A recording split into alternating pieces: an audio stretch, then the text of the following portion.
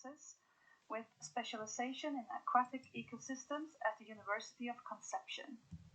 Currently, Dr. Tuca is working in the salmon industry technological in Chile as a research coordinator to support the salmon industry activity on environmental topics.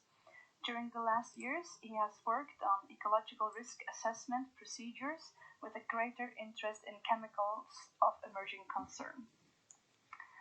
Also, his expertise has been focused to understand the dynamic and fate of chemicals released to the environment, where modeling tools and passive samplers in water have been designed along with his studies in the field. He has been working since 2007 in diverse scientific and public projects related to emerging contaminants, ocean acidification, passive sampling in water, aquaculture, and ecological risk assessment of pesticides. And here is Felipe Tuca Diaz's presentation. Good afternoon. In this opportunity, I will show my presentation titled Antiparasitic Resistance and Potential Environmental Risk. The Calicus rickettsia is the common exoparasite disease in the southern Chile. This parasite produces hemorrhage, skin damage, secondary infection, mortality, and important economic losses in the salmon industry. For this, pharmaceutical alternative the industry used to treat or to combat these exoparasites in salmon. The options are azametifos. The options in Chile are azametifos, hexaflumulone, cypermethrin, deltamethrin, and other ones added in feed like emamectin benzoate, difluenzuron, and lufenuron. Now, in the context of this presentation, it's important to understand what means environmental risk. Environmental risk tries to establish a potential relation between exposure assessment and effect assessment. After the risk characterization is defined to determine risk in the marine environment in this case. The monitoring is a good tool to define exposure assessment because in which experience we determine major environmental concentration. If we have a concentration higher than toxicity, it's possible to define risk in the marine environment. For this, the weight of evidence is very important, and different lines of evidence that we use in our experience in Chile was determined by monitoring and literature information. The literature information was important to define the ecotoxicological database and then in comparison with the environmental concentration in the monitoring. Now, the study case in Chile was performed in 4 salmon cages, in 4 salmon farms, where was possible to coordinate the sampling around the salmon cages when the treatment with the pyrethroid was performed in the field. Here, in Los Lagos Reyo, was collect water and sediment samples, but also we use a cross-sampling strategy to define the distribution of the chemicals around the salmon cages. In this opportunity, we use Lagrangian tracers to define currents, dominant currents in each study area. And also, we use a passive sampler to define the dissolved fraction in the water column. The passive sampler, based on copolymer ethyl vinyl acetate around the salmon cages, was located around the salmon cages to define the major environmental concentration in water.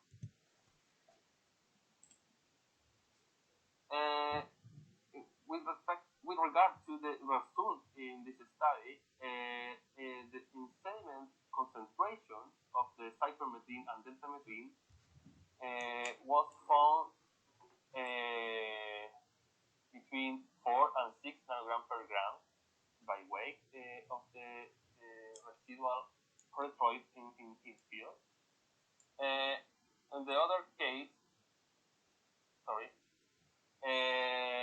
in the other case, when we see the spatial distribution of the chemicals around the salmon cages, it's possible to determine different distributions when in red color represents the higher concentration of the cypermethane or deltamethane in field. It's important to recognize that this concentration depends of the velocity currents deep in each study area when you use this strategy. On the other hand, we regard to the seawater concentration. It's possible the concentration was reach maximum between 13 and 4 nanograms per liter. When if we use a simple exercises with regard to ecotoxicology information and range to find in field, it's possible to see the cypermethane represent a risk close to salmon cages in field, mainly on crustacean organisms. In relation to deltamethane, this concentration were lower than sensitivity of seawater organisms. Now, when we use the similar exercises with benthic organisms, these biocides are represent sediment biocides in laboratory. Cypermethane show concentration or range of concentration lower than sensitivity of benthic organisms, but the benthic organisms could be most vulnerable to deltamethane action because the range detected in bottom sediment is higher than threshold of the some species, sensitivity species. Now, however, major concentration of cypermethane, in this case, should be considered with a caution to be defined case to case, because if we use the range of the previous campaign in other salmon cases, the concentration are higher than sensitivity to many benthic species. Now, about the learned lessons in this study, it's important to understand under realistic and complex scenarios the exposure of antiparasitic chemicals on marine organisms, because the time of the exposure and concentration are dynamic, and anytime they not represent the lab test. On the other hand, many of the environmental conditions are site-specific, but possible to look in the spatial deposition of the erythroids around the salmon cage, because the variability in terms of the concentration measure depends on the sample period and monitoring strategy. When we use the passive sampling, was a feasible tool to detect erythroid levels in the seawater. Now, what is the future consideration or the challenge in the future of this kind of study? It's important to knowledge about the behavior of chemicals. Okay, the development of in situ ecotoxicology tests for a better understanding of the relative effect